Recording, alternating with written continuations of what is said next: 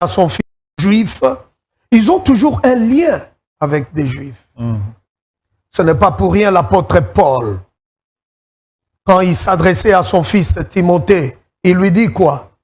Je t'ai laissé à Éphèse. Avec quelle mission? Pour que les gens ne puissent pas enseigner. Pour que tu recommandes aux gens de ne pas enseigner d'autres doctrines et que les gens ne s'attachent pas aux fables juives et aux généalogies sans fin. Il a dit la même chose à Tite. Parce que Tite, il était fasciné par les généalogies juives, des fables juives. Alors en substance, il lui dit, non, toi ne t'occupes pas de ces choses. Ce n'est pas en ayant une relation avec un juif que vous allez devenir plus saint que les autres. Prêche la bonne nouvelle. Parce qu'à l'époque, les juifs, les hébreux, gardaient les registres pour que la distinction entre les tribus soit maintenue. Savez-vous qu'il y a des gens qui sont très complexés en face des gens qui prétendent être juifs? Il y a des gens qui pensent que si j'ai un ami juif, alors je deviens plus saint. Ah, je vous dis vrai. Les amis de Béni Hill. Si j'ai un partenaire, j'ai une partenaire juive, alors je deviens plus spécial.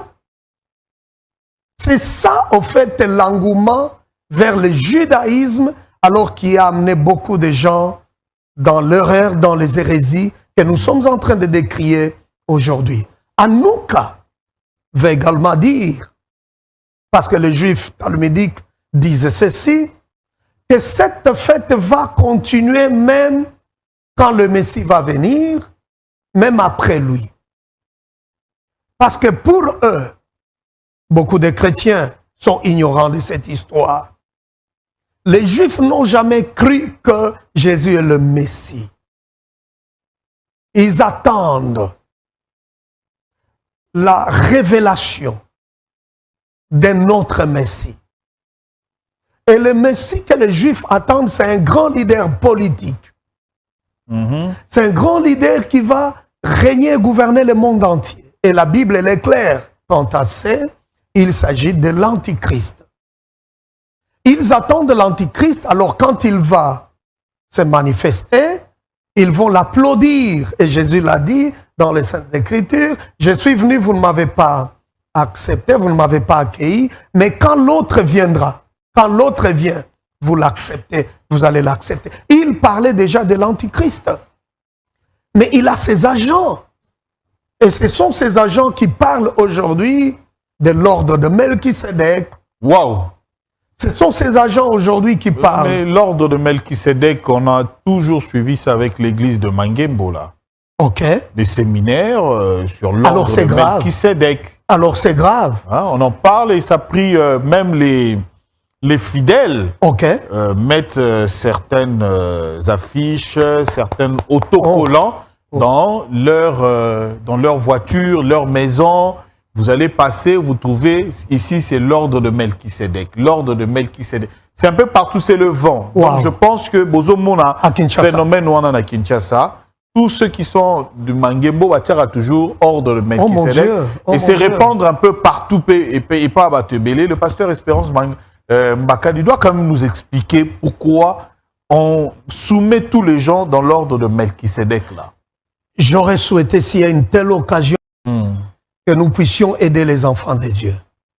L'ordre de Melchisédek, d'ailleurs, pour eux, ils disent, Jésus est dans l'ordre de Melchisédek. Entendez-vous cette subtilité? La Bible dit, Jésus selon l'ordre de Melchisédek. Mais eux disent, Jésus dans l'ordre de Melchisédek. Qu'est-ce que cela veut dire? Il y a plusieurs Melchisédek.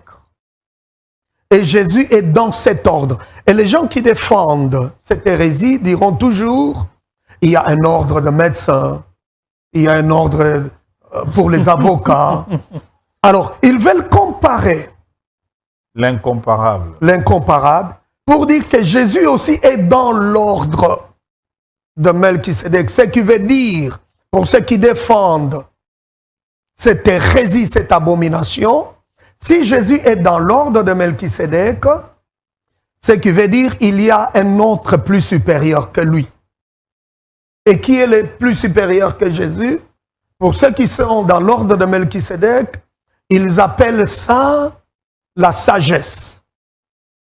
J'ai vu dans certains pays où je suis passé les écoles de sagesse. Ici au Congo, dans la même église, et le moi qui ordre de Melchisédek et puis est commis les écoles de sagesse. C'est dangereux. Un chrétien ne peut pas. Biso école de sagesse wana avec l'église de Mangembo, Espérance Makad. Lelo Ezuyo, ordre de Melchisédek. Pour eux, la sagesse n'est pas un attribut de Dieu. Pour ces gens qui sont dans l'ordre de Melchisédek, la sagesse, c'est une divinité qui est même supérieure, plus grande, qui est plus puissante que Jésus, parce que pour eux, Jésus est dans l'ordre de Melchisédek. Il ne donne pas cette importance que nous connaissons de Jésus. C'est triste. Je répète, il ne faudrait pas que le chrétien tombe dans le fanatisme. Quelqu'un qui ne défend pas la sainte doctrine, qui ne défend pas Jésus-Christ, quittez, fuyez. Personne ne vous sauvera. Personne n'est mort à la croix pour vous. Il n'y a que Jésus. Et si vous reniez Jésus aujourd'hui, parce que même Satan lui-même va se retrouver en enfer avec ses agents. Il y a des gens qui sont déjà conscients, qui savent très bien qu'ils vont finir en enfer. Mais ils ne veulent pas s'y rendre seuls. Il faut partir avec d'autres gens qu'ils recrutent. Autrefois, j'ai dit, ici, il y a des églises que vous pensez, c'est une église, mais ce sont des sanctuaires de Satan. On ne peut pas placer Jésus parmi le Melchisédek. Il est Dieu. Le cérémonial qu'on a vu dans les églises, là, on des tas de gens. Alors, docteur Wilson, on va passer à la deuxième partie de l'émission sur les passages.